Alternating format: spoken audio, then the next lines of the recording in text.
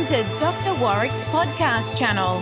Warrick is a practicing cardiologist and author with a passion for improving care by helping patients understand their heart health through education. Warrick believes educated patients get the best health care. Discover and understand the latest approaches and technology in heart care and how this might apply to you or someone you love.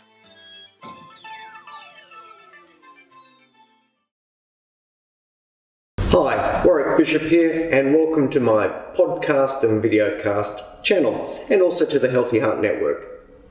Today I'd like to speak with you a little bit about blood pressure.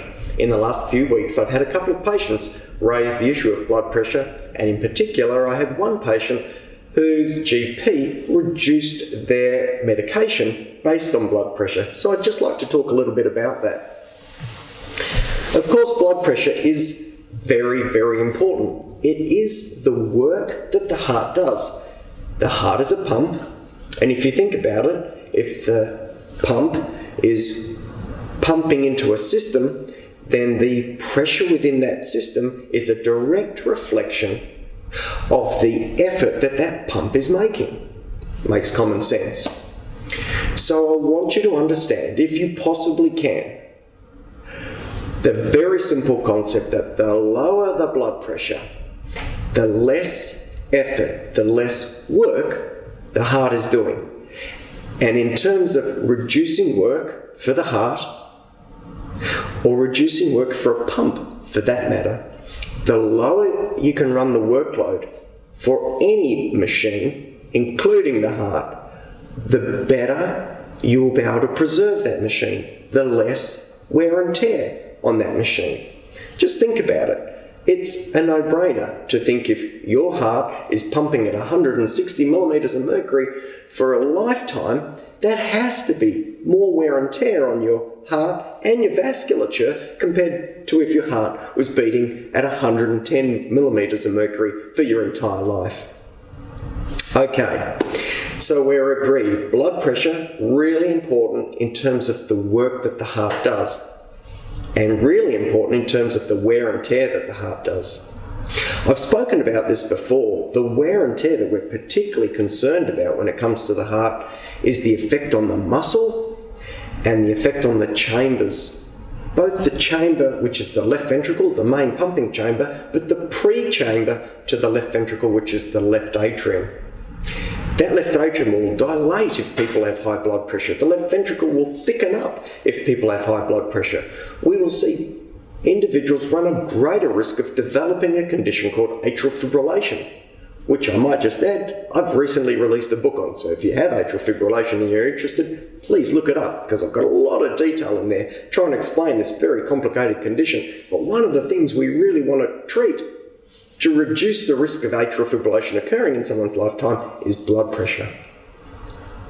The other thing that we want to treat blood pressure for is if we wear the engine out, then the engine can fail. If we wear the pump out, the pump can fail. If we wear the heart out, the heart can fail. And a failing heart is called cardiac failure, no surprise. So raised blood pressure over a lifetime can drive us to cardiac failure. Really important, if someone does have cardiac failure, if their heart is not pumping properly, what we want to do to help that heart is lower the blood pressure as much as possible. Does that make sense? Of course. Imagine you had a vehicle or a car where the engine was a little bit dodgy. I had one at university. It was an old 1964 Volkswagen Beetle. Now, I used to drive that car along the flat, no problem at all, but I was rather judicious and careful if I had to take it up hills, because it just didn't have the pump or the energy or the engine capacity to do that. It was a bit worn out. When it comes to your heart, if you've got cardiac failure, we want to lower that blood pressure. We don't want you going uphill figuratively. We want you travelling on the flat so that that heart can recover. So on to the story in regard to the patient I saw this week. Patient comes in, he's on a group of medications for heart failure, which he's had for a number of years. Thankfully, he's been very stable. One of the tablets that he's on is a tablet called bisoprolol. You don't need to remember that name, but it is for cardiac failure. It is a class of beta blocker. So these agents slow the heart rate and can lower the blood pressure. These beta blockers we really often try and push to the highest tolerable dose that a patient can cope with. Because if the patient feels fine on the highest possible dose, we believe that's doing the best job for the heart. Well, this particular patient had been running on 10 milligrams of bisoprolol for a long time without any problems at all. His GP, who's a very good GP, has been following up regularly, but the GP recently took this patient's blood pressure and noted it was low. With that, he suggested that the bisoprolol 10 milligrams be halved to bisoprolol 5 milligrams. I saw the patient several months later. In fact, it was just this last week. My question to the patient was, did he have any symptoms? Was there any sign that his blood pressure was too low in terms of this patient's activities of daily living? Was it impacting him in any way? It turns out the patient had no symptoms whatsoever. Here's the take-home message. In general terms, we measure blood pressure to see if it's too high and we need to bring it down. We don't measure blood pressure to check if it's too low and we need to raise it. Low is always good. In this situation, this patient had no symptoms. I've put him back on his maximal dose, which we know is best for his heart. There is no question that at times we do over-medicate people when it comes to blood pressure. And in that situation, the patients will describe problems. They'll say, when I stand up, doc, I'm lightheaded. When I squat and stand up, I'm lightheaded. I get out of bed and I'm wobbly. Then we can measure the blood pressure, see where it is, and match it up with the symptoms. If the symptoms sound like low blood pressure and measuring the blood pressure confirms it's low blood pressure, then of course we need to wind back on our blood pressure medication because we're causing problems, we're causing symptoms, we're impacting that patient on a daily basis.